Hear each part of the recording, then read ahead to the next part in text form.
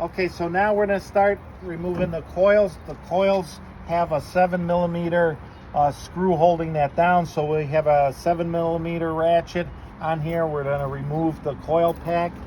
And then what we'll do after the coil pack has been removed, we'll make sure that we vacuum all the dirt around it. There's a lot of dirt around it. We do not want that falling into the engine when the spark plug is being taken out. We want to keep everything clean. So we'll take the coil pack off, vacuum, and then we'll pull the spark plug out with a 5/8" wrench, spark plug wrench. So here you can see we're pulling out the coil.